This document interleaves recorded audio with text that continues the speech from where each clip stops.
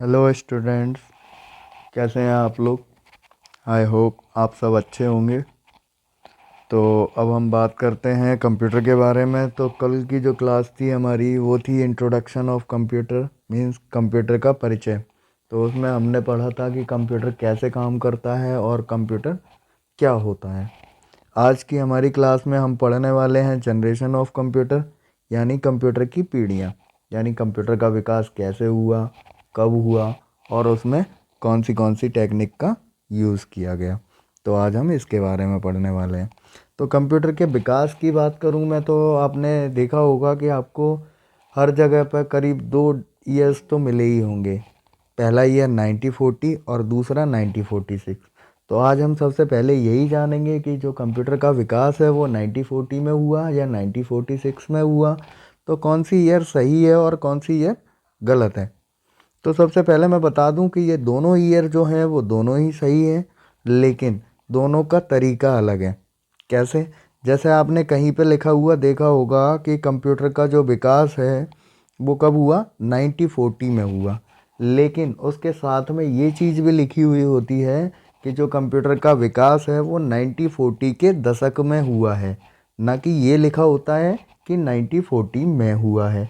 अगर कहीं पे आपको ये लिखा मिलता है कि 1940 में हुआ है तो ये मिसप्रिंट भी हो सकता है, गलती भी हो सकती है, कुछ भी हो सकता है। लेकिन जो 1940 के दशक में जो विकास हुआ है तो उसका मतलब ये होता है आपका कि 1940 से लेके 1949 के बीच का समय, यानी 10 साल। तो इसके बीच का जो टाइमिंग रहता है उसमें कंप्यूटर का विकास माना जाता है। तो एग्जैक्ट जो ईयर हमारे सामने आता है वो होता है आपका 1946। तो हम यही पढ़ेंगे कि कंप्यूटर की जो फर्स्ट जनरेशन थी वो कब आई थी। तो कंप्यूटर की फर्स्ट जनरेशन जो थी वो 1946 में आई हुई थी।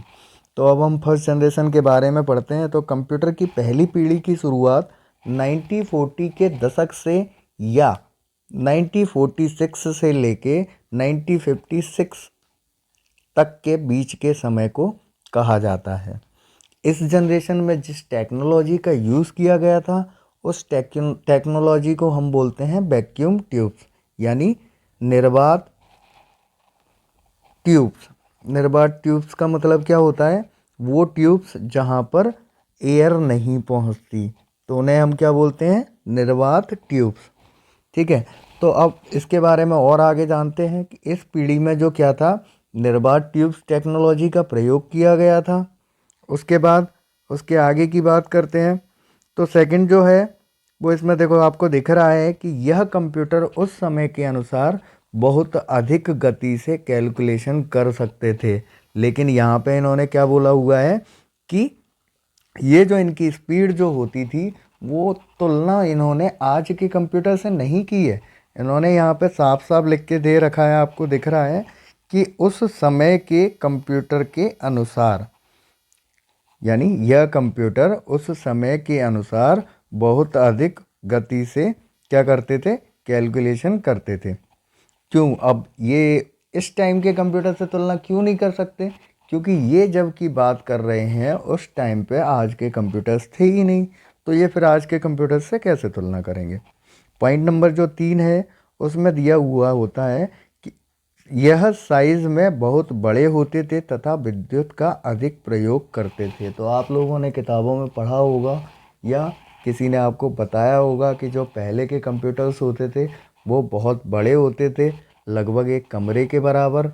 उनको 2 से 4 लोग ऑपरेट करते थे और उसके साथ ही उनको ठंडा रखने के लिए एसीज का उपयोग किया जाता था। क्योंकि उनको जब इतनी बड़ी मशीन होगी तो हीट भी ज़्यादा होगी, है ना। तो हीट होने के साथ में फिर उसको ठंडा भी रखना पड़ेगा, नहीं तो गर्म होके बंद हो जाएगी। तो इसलिए क्या किया जाता था, एसीज का प्रयोग किया जाता था उसको ठंडा रखने के लिए। इनको चलाना व इनका रख रखाव करना कठिन होता था। क्योंकि देखो आजकल के जो हमारे कंप्यूटर्स या लैपटॉप्स की बात करूं तो वो बहुत छोटे होते हैं, तो हम उन्हें आसानी से कहीं भी रख सकते हैं, कहीं भी ले जा सकते हैं। लेकिन अगर मैं बोलूं कि आपको एक कमरे के बराबर बड़ी मशीन को एक जगह से दूसरी जगह लेके जाना है तो क्या ये पॉसिबल है, क्या ऐसा हो सकता है कि आप उसे एक जगह से दूसरी जगह ले जाओ? नहीं हो सकता। क्योंकि इतना भारी सामान को एक जगह से दूसरी जगह ले जाना कठिन होता है, और इनके रख रखाव में यानी इनकी सफाई करना है, या कंप्यूटर के पार्ट्स जो हैं वो प्रॉपरली कनेक्टेड हैं या नहीं है, या ऐसी कोई प्रॉब्लम्स तो नहीं है। अब इतनी बड़ी मशीन है तो उसमें प्रॉब्लम्स भी आएंगी, तो प्रॉब्लम सॉर्ट आउट करने के लिए भी हमें बहुत सारा टाइम इन्वेस्ट होता था इसमें।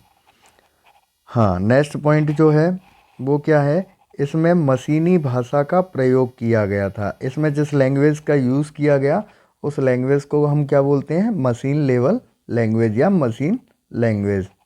ठीक है। पॉइंट नंबर 6 है, इसमें मेमोरी के तौर पर चुंबकीय टैप एवं पंच कार्ड का प्रयोग किया जाता था। देखो जैसे आजकल हम लोग यूज़ करते हैं, हार्ड डिस्क है, पेन ड्राइव वगैरह है ना, ये इन चीज़ों का यूज़ क्यों करते हैं, अपनी मेमोरी में डाटा को स्टोर करने के लिए। वैसे ही उस टाइम पर जो मेमोरी के तौर पर जो उपयोग किया जाता था वो काय का उपयोग किया जाता था, चुंबकीय टैप का और पंच कार्ड का। ठीक है। लास्ट पॉइंट है इसका, एनिएक और यूनिवेक प्रथम पीढ़ी के कंप्यूटर थे। ये बहुत ही इम्पोर्टेंट क्वेश्चन है, कई बार पूछा गया है कि प्रथम पीढ़ी के कंप्यूटर कौन कौन से हैं, और आपको 4 ऑप्शन दिए जाएंगे जिसमें से आपको देखना होगा कि प्रथम पीढ़ी के कंप्यूटर कौन कौन से हैं। और इसके ऊपर का जो पॉइंट था 5 और 6, इनको भी आपको याद रखना है कि फर्स्ट जनरेशन के जो कंप्यूटर थे उसमें कौन सी भाषा का प्रयोग किया गया और मेमोरी के तौर पर उनमें क्या यूज़ किया जाता था।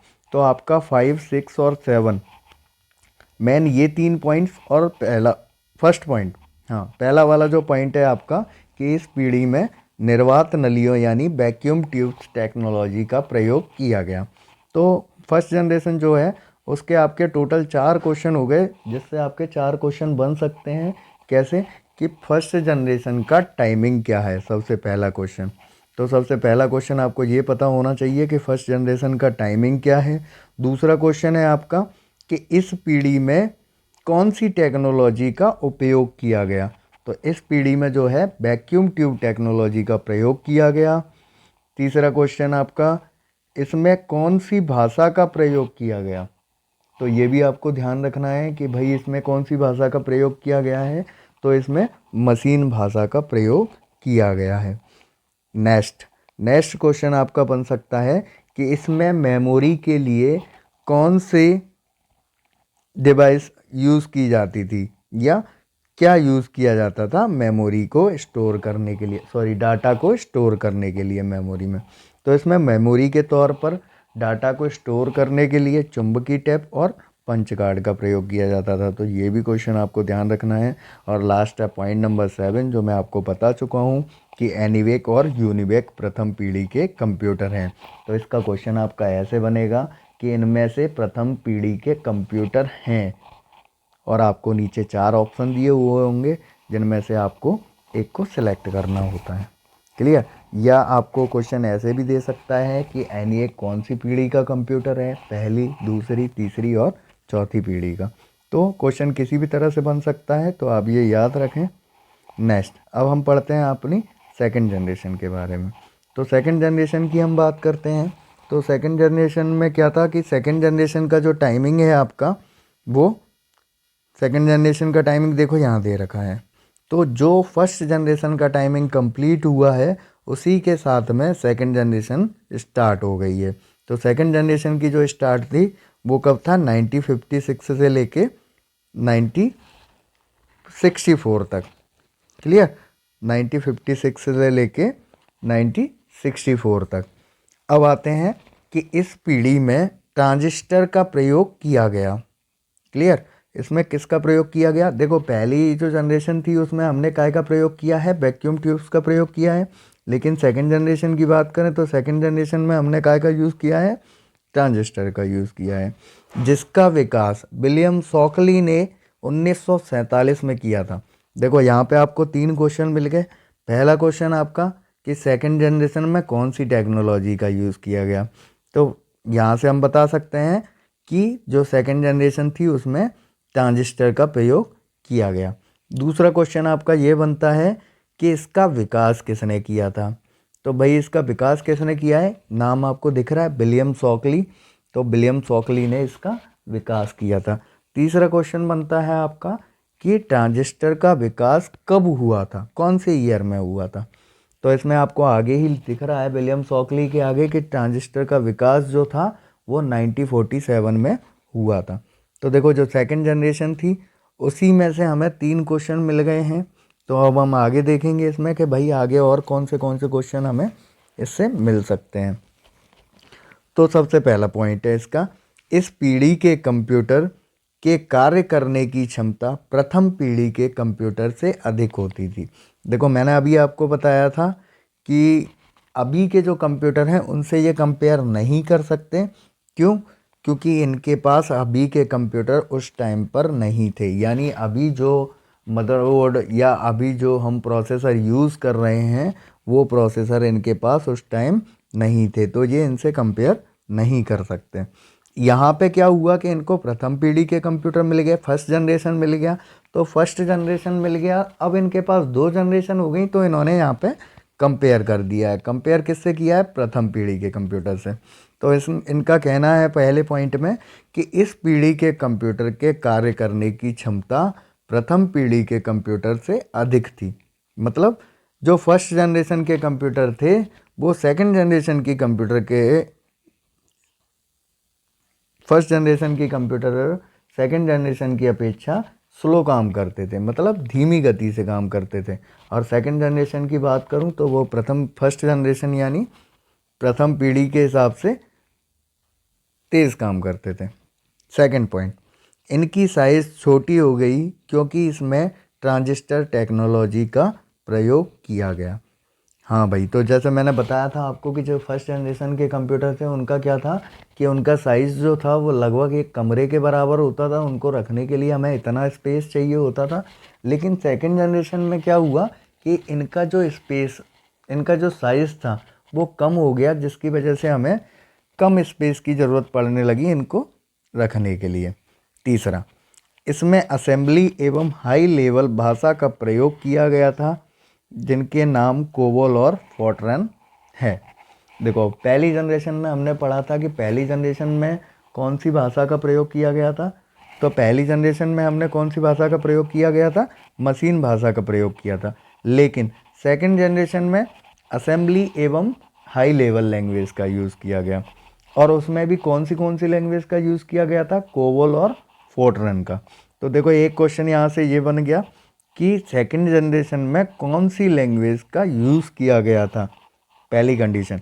दूसरी कंडीशन क्या बनती है कि ये आपको नाम दे देंगे कि कोबोल कौन सी जनरेशन की भाषा है या फोर्ट्रन कौन सी जनरेशन की भाषा है, फर्स्ट जनरेशन की या सेकंड जनरेशन की, थर्ड जनरेशन की या फोर्थ जनरेशन की।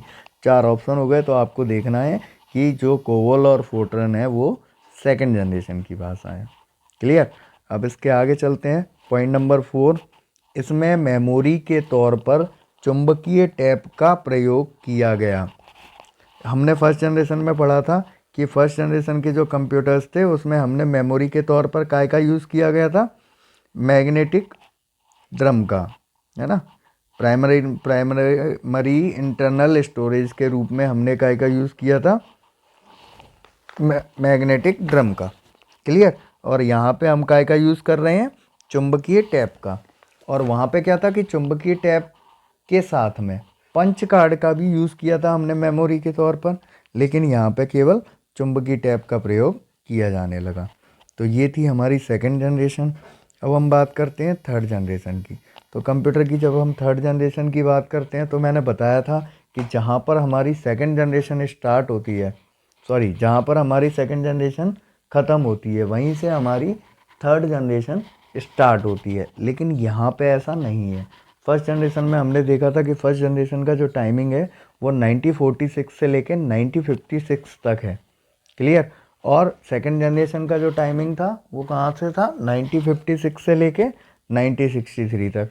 तो सेकंड जनरेशन का टाइमिंग भी याद रखें क्योंकि ये भी आपसे पूछ सकता है।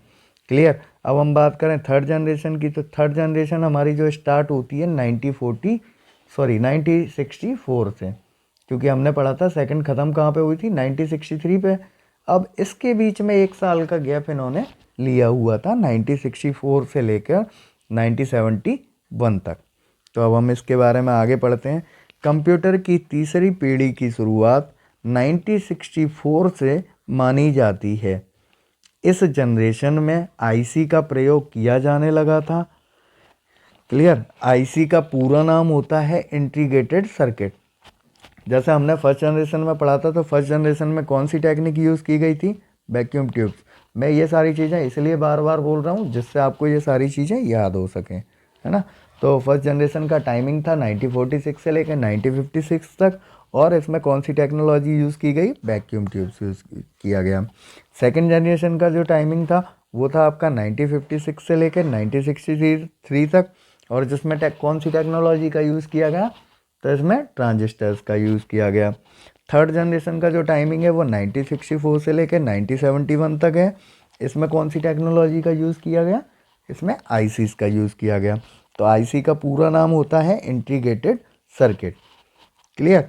अब हम आईसी के बारे में बात करते हैं। तो आईसी का जो विकास है 1958 में जैक किल्वी ने किया था।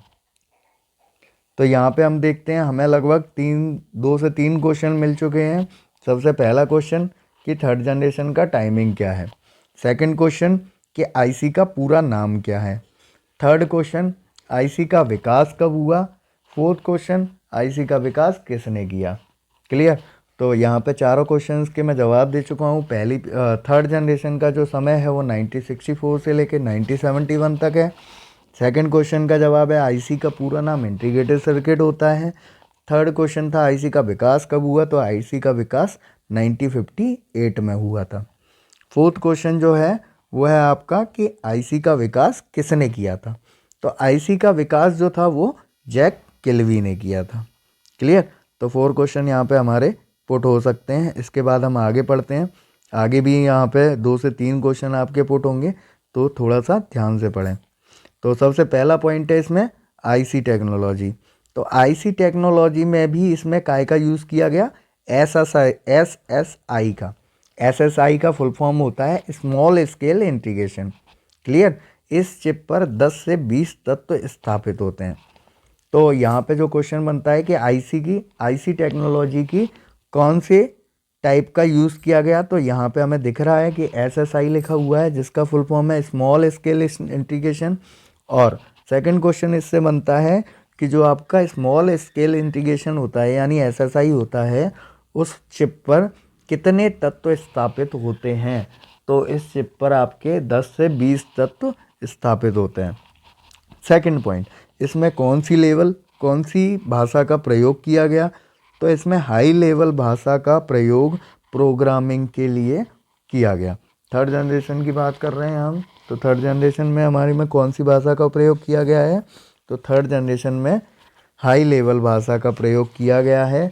काय के लिए? प्रोग्रामिंग के लिए। और हमने सेकंड जनरेशन में कौन सी भाषा का यूज़ किया था, तो सेकंड जनरेशन में हमने हाई लेवल और असेंबली लैंग्वेज का यूज़ किया था। और फर्स्ट जनरेशन में हमने मशीन भाषा का प्रयोग किया था। क्लियर। तो एक क्वेश्चन यहाँ से भी बन सकता है कि थर्ड जनरेशन में कौन सी भाषा का प्रयोग किया गया था। थर्ड पॉइंट है आपका इन्हें हम एक स्थान से दूसरे स्थान पर आसानी से ले जा सकते हैं। तो यहाँ पे एक और चीज़ क्लियर हो गई कि मतलब इनका जो साइज़ था वो और कम हो गया, जिसकी वजह से हम क्या कर सकते हैं, इसको एक जगह से दूसरी जगह ले जा सकते हैं। ठीक है। पॉइंट नंबर 4, इसमें मेमोरी के तौर पर चुंबकीय डिस्क का प्रयोग किया जाने लगा। तो हमने देखा था कि फर्स्ट जनरेशन में हमने मेमोरी के तौर पर काय का प्रयोग किया था? चुंबकीय टैप एवं पंच कार्ड का। सेकंड जनरेशन में हमने काय का प्रयोग किया था? चुंबकीय टैप का। ठीक है। और थर्ड जनरेशन में हमने काय का प्रयोग किया है? चुंबकीय डिस्क का। काय के लिए? मेमोरी को, डाटा को स्टोर करने के लिए मेमोरी के तौर पर। हाँ। पॉइंट नंबर 5, सबसे पहले ऑपरेटिंग सिस्टम का प्रयोग इसी पीढ़ी में हुआ जो कि CUI/OS था।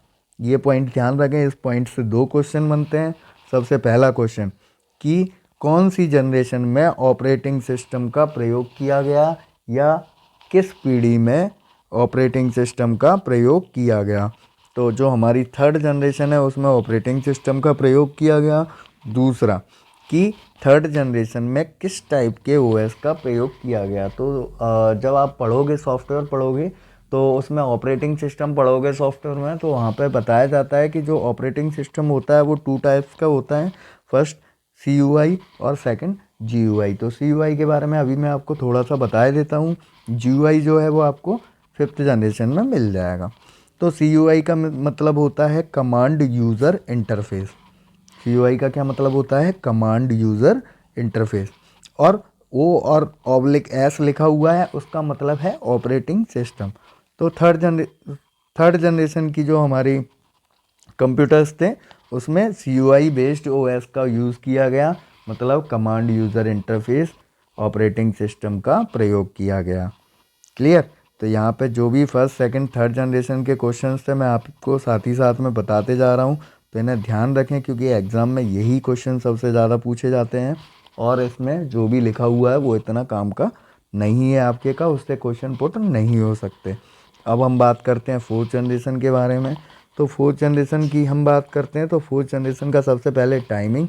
तो फोर्थ जनरेशन का जो टाइमिंग है वो है आपका 1971 से लेके प्रेजेंट तक, यानी अब तक या टिल नाउ, जो भी हो सकता है, कुछ भी लिखा हो सकता है इसके आगे, प्रेजेंट भी लिखा हो सकता है और टिल नाउ हो सकता है। तो मतलब अभी हम जो कंप्यूटर्स यूज़ कर रहे हैं वो कौन से कंप्यूटर हो गए आपके? फोर्थ जनरेशन के कंप्यूटर। यानी आज हम जो कंप्यूटर और लैपटॉप यूज़ कर रहे हैं वो कौन सी जनरेशन के कंप्यूटर्स हैं आपके? फोर्थ जनरेशन के, यानी चौथी पीढ़ी के कंप्यूटर। अब हम बात करते हैं कि इसमें कौन सी टेक्नोलॉजी का यूज़ किया गया। तो देखो सबसे पहली लाइन में ही लिखा हुआ है कि कंप्यूटर की चौथी पीढ़ी की शुरुआत माइक्रो प्रोसेसर से हुई, जो कि सिलिकॉन से बनी एक चिप होती है। क्लियर? तो चौथी पीढ़ी जो थी हमारी, फोर्थ जनरेशन जो थी, उसमें क्या हुआ? टेक्नोलॉजी के तौर पर काय का प्रयोग किया जाने लगा? माइक्रो प्रोसेसर का। क्लियर? माइक्रो प्रोसेसर का प्रयोग किया जाने लगा। अब माइक्रो प्रोसेसर होता क्या है? तो माइक्रो प्रोसेसर एक सिलिकॉन से बनी चिप होती है। एक चिप होती है जिस पे क्या होता है कि जिस पर हजारों आईसी एक साथ लगी होती हैं। आईसी तो आप सबने देखी ही होंगे। तो वो 1000 या 2000 या 5000 कितनी भी, तो हम बोलते हैं कि हजारों आईसी काय पे लगी होती हैं? एक चिप पर लगी होती हैं, जिसे हम बोलते हैं क्या? Micro processor. क्लियर? इस पीढ़ी में GUI OS का प्रयोग किया गया। अभी जब मैंने आपको फोर्थ जनरेशन बताया था तब मैंने बताया था कि जो ऑपरेटिंग सिस्टम होता है वो 2 प्रकार का होता है, CUI बेस्ड और GUI बेस्ड। वहाँ पे मैंने CUI बेस्ड बताया था, यानी कमांड यूज़र इंटरफेस, जिसमें हम जो भी करते हैं वो उसके लिए हमें कमांड देना पड़ता है। क्लियर? वहाँ पे हमें कुछ भी दिखाई नहीं देता है। लेकिन GUI ऑपरेटिंग सिस्टम क्या होता है? जितने भी ऑपरेटिंग सिस्टम आज हम यूज़ कर रहे हैं वो सारे ही ऑपरेटिंग सिस्टम क्या है? GUI बेस्ड ऑपरेटिंग सिस्टम है। मतलब उसमें जो भी आपको करना है वो आपको सामने दिखाई देता है। जैसे आपको माई कंप्यूटर ओपन करना है तो आपको माई कंप्यूटर का आइकन दिखाई देगा। लेकिन कमांड यूज़र इंटरफेस में क्या होता था कि अगर आपको माई कंप्यूटर ओपन करना है तो उसके लिए उसकी कमांड टाइप करनी होती थी। लेकिन यहाँ पे हम क्या करते हैं कि हमें आइकन दिखता है और आइकन पर हम डबल क्लिक कर देते हैं, है ना। तो GUI बेस्ड जो OS था वो हमारे लिए इजी हो गया CUI बेस्ड OS की जगह, क्योंकि वहाँ पे हमें बहुत सारी कमांड्स याद रखनी होती थी और यहाँ पे हमें वो कमांड्स याद नहीं करनी होती है। तो ये जो फुल फॉर्म्स हैं वो भी याद रखें क्योंकि आपके एग्ज़ाम के लिए ये भी बहुत ज़रूरी है। तो CUI का फुल फॉर्म होता है कमांड यूज़र इंटरफेस और GUI का फुल फॉर्म होता है ग्राफिकल यूज़र इंटरफेस। और OS का फुल फॉर्म मैं आपको बता ही चुका हूँ, OS का फुल फॉर्म होता है ऑपरेटिंग सिस्टम। अब हम बात करते हैं पॉइंट नंबर 1 की।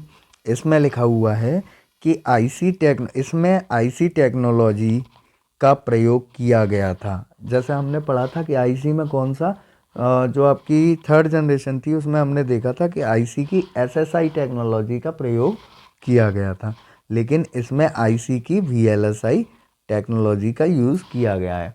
तो फोर्थ जनरेशन में हमारा IC का SSI था, यानी स्मॉल स्केल इंटीग्रेशन, और फोर्थ जनरेशन में IC का VLSI टेक्निक यानी very large scale integration technology का यूज़ किया गया। इसमें कितने एलिमेंट्स होते हैं? तो एलिमेंट्स वहाँ पे हमने देखे थे कि वहाँ पे कितने एलिमेंट्स होते थे? 10 to 20 यानी 10 से 20 तत्व। और इस चिप की बात करें तो इस चिप पर हमारे 10,000 से 20,000 एलिमेंट्स होते हैं, यानी 10,000 से 20,000 तत्व होते हैं। तो ये क्वेश्चन भी इम्पोर्टेंट है कि भाई जो VLSI जो टेक्नोलॉजी यूज़ की गई थी 4th जनरेशन में, उसमें कितने एलिमेंट्स होते थे। तो उसमें 10,000 से 20,000 एलिमेंट होते थे। नेक्स्ट पॉइंट, इसमें हाई लेवल भाषा C++ का प्रयोग प्रोग्रामिंग के लिए किया जाता था। वो तो थर्ड जनरेशन में हमने देखा था कि थर्ड जनरेशन में भी हमने हाई लेवल लैंग्वेज का यूज़ किया है, लेकिन वहाँ पे कौन सी हाई लेवल लैंग्वेज का यूज़ किया हुआ है, कोवल और फोर्ट्रन। ऐसे ही यहाँ पे बात करें तो फोर्थ जनरेशन में हमने हाई लेवल लैंग्वेज का यूज़ किया है, लेकिन कौन सी हाई लेवल लैंग्वेज का यूज़ किया हुआ है, C और C++। क्लियर। तो ये लैंग्वेज के नाम भी याद रखें जनरेशन के साथ में, क्योंकि यहाँ से भी क्वेश्चन पुट हो सकता है। पॉइंट नंबर 3 है, इन्हें हम एक स्थान से दूसरे स्थान पर आसानी से ले जा सकते हैं। वही पॉइंट नंबर जो जनरेशन नंबर 3 में देखा था हमने, उसमें भी हमें ये सेम पॉइंट मिला था। तो हम यहाँ से क्या अंदाज़ा लगा सकते हैं कि जनरेशन के हिसाब से हमारे कंप्यूटरों का जो साइज़ था वो भी कम होने लगा, है ना। तो जो 4th जनरेशन के कंप्यूटर थे जो हम लोग यूज़ कर रहे हैं, उसमें आपने देखा है कि 4th जनरेशन के कंप्यूटरों का साइज़ जो था वो बहुत कम था, और उन्हें हम आसानी से एक जगह से दूसरी जगह ले जा सकते हैं। जैसे हम आज के कंप्यूटर्स और लैपटॉप्स की बात करें, है ना, तो उन्हें हम आसानी से एक जगह से दूसरी जगह ले जा सकते हैं। नेक्स्ट पॉइंट नंबर 4 है इसमें कि इसमें मेमोरी के तौर पर चुंबकीय डिस्क का प्रयोग किया जाने लगा। तो चुंबकीय डिस्क का प्रयोग हमने जनरेशन 3 में भी किया था, और 4th जनरेशन में भी इसी का प्रयोग किया है, काय के लिए, मेमोरी के लिए। पॉइंट नंबर 5, यह विद्युत का बहुत कम प्रयोग करते हैं। तो इसमें लाइट का यूज़ जो है वो बहुत कम होता है। तो यहाँ पे लाइट का यूज़, हाँ, तो जो 4th जनरेशन के कंप्यूटर थे इसमें विद्युत का बहुत कम प्रयोग करते हैं। तो विद्युत का बहुत कम प्रयोग तो इसीलिए करते हैं कि जैसा हमने फर्स्ट जनरेशन में पढ़ा था कि जो फर्स्ट जनरेशन के कंप्यूटर थे वो क्या था, साइज़ में बहुत बड़े होते थे। तो साइज़ में बड़े होते थे तो उन्हें ज़्यादा विद्युत की या लाइट की ज़रूरत पड़ती थी। लेकिन 4th जनरेशन की हम बात कर रहे हैं, तो 4th जनरेशन के जो कंप्यूटर्स थे उनका साइज़ बहुत कम हो गया। तो साइज़ कम हो जाने के कारण ये जो लाइट्स यूज़ करते थे वो बहुत कम यूज़ करते थे। और टेक्नोलॉजी, दूसरी बात करें तो टेक्नोलॉजी भी अपडेट होने लगी, तो टेक्नोलॉजी के साथ भी इनका लाइट का जो यूज़ था वो कम होने लगा। अब हम बात करते हैं अपनी लास्ट जनरेशन के बारे में, यानी 5th जनरेशन या 5वीं पीढ़ी के बारे में। तो 5वीं पीढ़ी में क्या था कि कंप्यूटर की 5वीं पीढ़ी आर्टिफिशियल के साथ विकसित हुई। आर्टिफिशियल इंटेलिजेंस का नाम है AI, इसको शॉर्ट में बोलते हैं AI। तो इसका भी फुल फॉर्म याद रखें, आर्टिफिशियल इंटेलिजेंस। ठीक है। AI का तात्पर्य यह है जो मानवीय गुणों को समझ सके। AI का तात्पर्य क्या है कि जो मनुष्य के गुणों को समझ सके। ये पीढ़ी अभी विकास की प्रक्रिया में है। इस पीढ़ी के कुछ गुण आजकल उपकरणों में काम में लेते हैं, जैसे फिंगरप्रिंट, रोबोट या आवाज़ द्वारा इनपुट देना। तो आवाज़ द्वारा जो हम इनपुट देते हैं वो इसी का एग्जाम्पल है। रोबोट, आपने मूवी देखी होगी रोबोट, वो भी इसी का एग्जाम्पल्स हैं, क्योंकि वो हमारे मानव की तरह ही दिखते हैं और मानव की तरह ही काम करते हैं। तो ये अभी पूरी तरह से विकसित नहीं हुई है, अभी इस पर काम चल रहा है। क्लियर। तो अब 5वीं पीढ़ी की कुछ विशेषताओं के बारे में बात करते हैं। तो 5वीं पीढ़ी की विशेषताएं क्या क्या हैं कि ये कंप्यूटर्स जो होते थे वो आकार में बहुत छोटे होते थे, और इनकी स्पीड जो होती थी वो बहुत अधिक होती थी, है ना।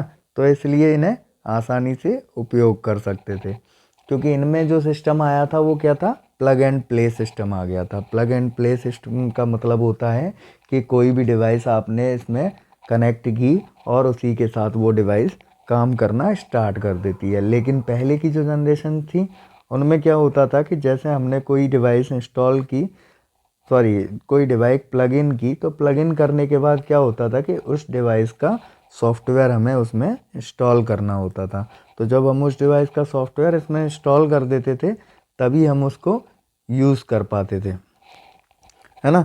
लेकिन 5वीं जनरेशन में क्या हुआ कि ये प्रॉब्लम ख़त्म हो गई। और इसी के साथ में एक और पॉइंट, इंटरनेट, ईमेल तथा www का विकास। www का मतलब होता है वर्ल्ड वाइड वेब। तो वर्ल्ड वाइड वेब का विकास प्लस इंटरनेट का विकास तथा ईमेल का विकास, वो भी कहाँ पे हुआ आपकी इसी जनरेशन में हुआ। तीसरा पॉइंट, इसमें मेमोरी के लिए काय का यूज़ किया जाने लगा। देखो 4th जनरेशन में हमने पढ़ा था कि मेमोरी के लिए काय का यूज़ किया जाने लगा था, चुंबकीय डिस्क का यूज़ किया जाने लगा था। लेकिन 5th जनरेशन की बात करें तो 5th जनरेशन में काय का यूज़ किया जाने लगा, ऑप्टिकल डिस्क का। क्लियर। तो 5th जनरेशन में काय का यूज़ किया जाने लगा, ऑप्टिकल डिस्क का।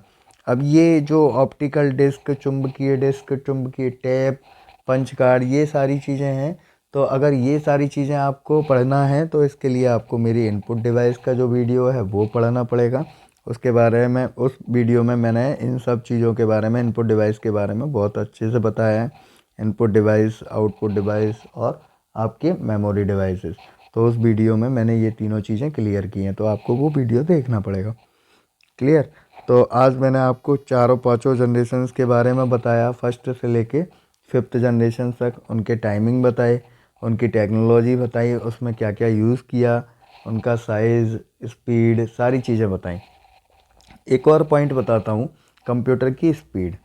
कंप्यूटर की स्पीड जो है वो मिनिमम 10⁻³ से लेकर मैक्सिमम 10⁻12 तक मानी जाती है। क्लियर। तो कई बार आपसे ये क्वेश्चन भी पुट कर सकता है कि कंप्यूटर की स्पीड क्या है। आगे मैं आपको टेस्ट पेपर भी लगवाऊंगा, तो उस टेस्ट पेपर में जो मैंने आपको फर्स्ट इंट्रोडक्शन टू कंप्यूटर और सेकंड जनरेशन ऑफ कंप्यूटर बताया है उसी से रिलेटेड कुछ क्वेश्चंस होंगे। तो आप लोग वो वीडियो भी ज़रूर देखें, क्योंकि ये दोनों वीडियो के बाद जो आपके क्वेश्चंस या जो क्वेरी आएंगी वो उस वीडियो में क्लियर हो जाएंगी। क्योंकि वहाँ पे आपको पता चल जाएगा कि कैसे कैसे क्वेश्चन पुट होते हैं इंट्रोडक्शन टू कंप्यूटर से और जनरेशन ऑफ कंप्यूटर से। आज के लिए बस इतना ही। बाकी हम नेक्स्ट वीडियो में मिलेंगे जिसमें हम क्या करेंगे, इन दोनों टॉपिक से रिलेटेड कुछ क्वेश्चंस को सॉल्व करेंगे। Okay, bye, good night.